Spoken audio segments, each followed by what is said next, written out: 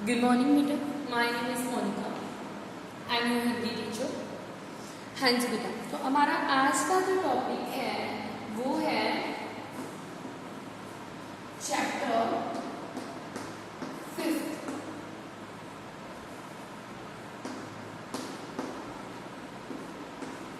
अहिंसा की डगर पर अन्ना. तो इस चैप्टर में आपको अन्ना जी के बारे में बताया गया है कि उनका देश की स्वतंत्रता और देश के लिए उन्होंने क्या क्या कार्य किया, इसके बारे में आपको बताया गया है. तो मैं चैप्टर की रीडिंग स्टार्ट कर रही हूँ. अहिंसा की डगर पर अन्ना.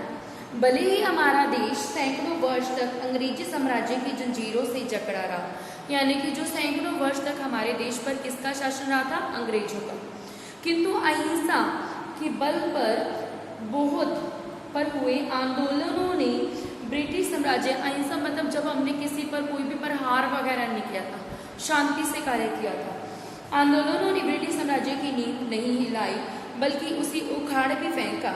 और जिस समय भारतवासियों के ऊपर अंग्रेजों की दमनकारी नीतियां भारी पड़ रही थी और डर की भावना ने सत्य को भी गूंगा कर दिया था, ऐसे में 1920 में यंग इंडिया में लिखा गया, यानी कि एक यंग इंडिया में एक वाक्य लिखा गया था, उसके बारे में बताया गया. यंग इंडिया एक पुस्तक का नाम है.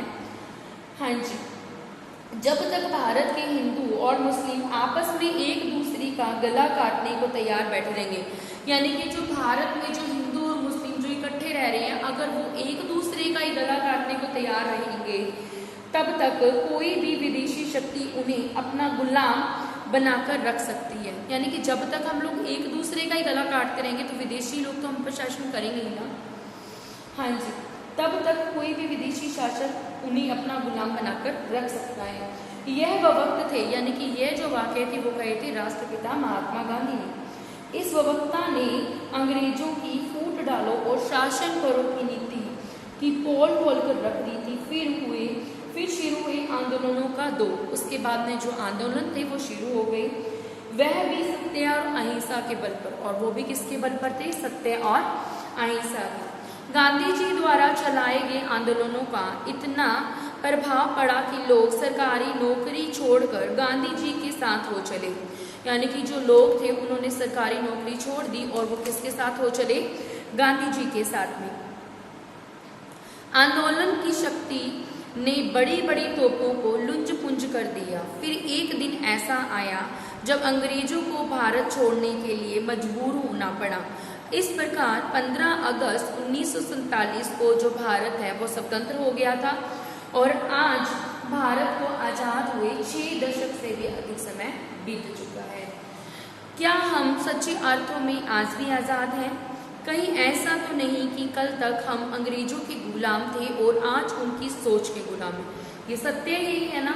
हम आज जो है अंग्रेजों की सोच के गुलाम हैं, क्योंकि हम जो है वो अंग्रेजी लोगों की तरह ही रहना चाहते हैं, अंग्रेजों की तरह ही जीवन व्यतीत करना चाहते हैं और उनकी सोच के भी गुलाम हैं. कहीं ऐसा तो नहीं है कि उनकी तर्ज पर बोलने, खाने पीने और रहन सहन और जीने के ढंग ने सीधे साधे भारतीयों के अंदर ऐसे दुर्गुणों को भर दिया जिससे भ्रष्टाचार जैसी समस्याएं पनप रही हैं. यानी कि हम जो हैं वो भ्रष्टाचार जैसी समस्याओं से जूझ रहे हैं. जिस प्रकार गांधी जी ने भारतीयों का हृदय परिवर्तन करके एक दूसरे को जोड़ा था, आज के परिवेश में भी ऐसे ही अहिंसात्मक आंदोलन की कमी महसूस हो रही है. यानी कि हमें एक ऐसे व्यक्ति की आवश्यकता है जो कि हमें क्या करे, जो कि हमें सही मार्ग पर ले जाए और जो कि हमारा अच्छा नेतृत्व करे.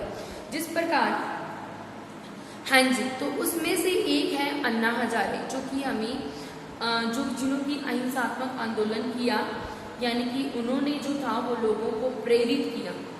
अन्ना हजारे का जन्म महाराष्ट्र के अहमदनगर क्षेत्र में बिंगार गांव में 15 जून सन 1937 को हुआ. एक किसान परिवार में जन्मे अन्ना हजारे का बचपन गरीबी में बीता. यानी कि इनका जो बचपन था वो बहुत ज़्यादा गरीबी में बीता था और परिवार का पालन पोषण करते थे. और अन्ना हजारे के 6 भाई थे. इनके कितने भाई थे? 6. और पुश्तैनी गांव, जो इनका जो पुश्तैनी गांव था, यानी कि जहाँ पर हमारे, जैसे हम कहते हैं ना, ये हमारे पुरखों की संपत्ति, यानी कि जो हमारे दादाजी के आगे दादाजी है ना, वो जो हमारे मतलब चलते आ रहे हैं. ठीक है. तो फिर वो थे, तब अन्ना 7 साल के जब थे इनके दादाजी की मृत्यु हो गई थी और उसके बाद पूरा परिवार अपने पुश्तैनी गांव में आ गया। अन्ना को जो उनकी बुआ थी वो अपने साथ ले गई थी और अन्ना ने 7वीं कक्षा तक पढ़ाई करी और उसके बाद ये जो फूलों की दुकान है वहाँ पर मजदूरी करने लगे। इनको जो वेतन मिलता था वो थे 40 रुपये महीना।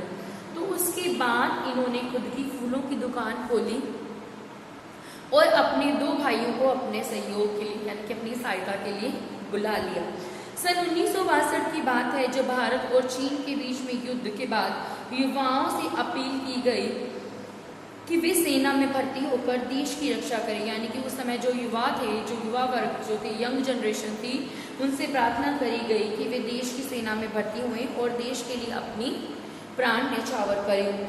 तो 1963 में भारतीय सेना की मराठा रेजिमेंट में ड्राइवर के रूप में भर्ती हुए और सन 1965 में भारत पाकिस्तान युद्ध छिड़ गया और 12 नवंबर की बात है कि अन्ना हजारे अपने साथियों के साथ पंजाब प्रांत की खमेकरण चौकी पर तैनात थे और पाकिस्तानी सैनिक ने हवाई बमबारी शुरू कर दी। तो हवाई बमबारी में इनकी जो बाकी जो सहयोगी थे उनकी मृत्यु हो गई थी। सिर्फ यही बचे थे जो इनकी चौकी पर जो बाकी जो अन्य जो इनके मित्र थे, जो इनके जो कार्य करते थे, उनकी मृत्यु हो गई थी। इस घटना में अन्ना की जिंदगी को हमेशा के लिए बदल कर रख दिया। अन्ना हजारे जो थे इन्होंने 15 वर्ष तक सेना में कार्य किया और उसके बाद इन्होंने रिटायरमेंट ले ली थी अपनी इच्छा से। अन्ना हजारे ने स्वामी विवेकानंद की पुस्तक पढ़ी जिसका नाम था call to the youth for national. इस पुस्तक ने अन्ना हजारे के जीवन को बदल कर रख दिया था और उन्होंने सामाजिक कार्यों में अपना सहयोग करने का दृढ़ संकल्प किया। अन्ना ने गांव में बिजली और पानी की उचित व्यवस्था करी और उसमें भी भरपूर योगदान दिया और इनकी जो पेंशन आती थी उसको भी इन्होंने गांव की प्रगति में दान स्वरूप दे दिया करते थे। और इन्होंने अपनी जो जमीन थी जो इनके हिस्से में आई थी, इनके 6 भाई थे ना, उनमें से कुछ जमीन थी इनको भी मिली थी। तो जमीन जो इनके हिस्से में आई थी इन्होंने बच्चों का हॉस्टल बनाने के लिए दान में दे दी थी और खुद एक मंदिर में रहने लगे थे। अन्ना हजारे गांधी जी की विचारधारा से प्रभावित हैं। रहन सहन और खान पान और सेवा भावना और अहिंसा के साथ आंदोलनों को करना और भ्रष्टाचारियों के खिलाफ आवाज उठाने के लिए अनशन पर बैठना, जेल जाना जैसे साहसिक कार्यों से जन जन को प्रेरित किया। आज गांधी जी की डगर पर चल रहे अन्ना के साथ हमारा देश चल रहा है। अन्ना हजारे को जो मराठी लोग हैं वो अन्ना कहते हैं और इनका जो अन्य नाम है वह है किसन बापूराव हजारे भी है। अन्ना हजारे को लगभग 20 पुरस्कारों से सम्मानित किया जा चुका है जिसमें पद्मश्री जो कि उनको सन 1990 में मिला और पद्म भूषण जो कि इनको 1992 में मिला, इंदिरा गांधी वृक्ष मित्र पुरस्कार जो कि इनको 1996 में मिला और जन सेवा अवार्ड जो कि इनको 1999 में मिला और विश्व बैंक का जीत गिल स्मारक पुरस्कार जो कि इनको 2008 में मिला। तो गांधी जी की इस जगह पर चल रहे इस महामानव को देखकर कवि दुष्यंत की ये पंक्तियां कवि की ये पंक्तियां हैं। क्या हुआ जो युग हमारे आगमन पर मौन है, सूरज की पहली किरण पहचानता है कौन, अर्थ कल देंगे हमारे आज के संकेत। यानी कि जो हम आज मेहनत करेंगे उसके संकेत यानी कि उसका जो फल है वो हमें कब मिलेगा, कल मिलेगा। तो आपको इस चैप्टर को रीड करके आना है, इसके क्वेश्चन आंसर करके आने हैं। ओके बेटा, bye bye, have a nice day.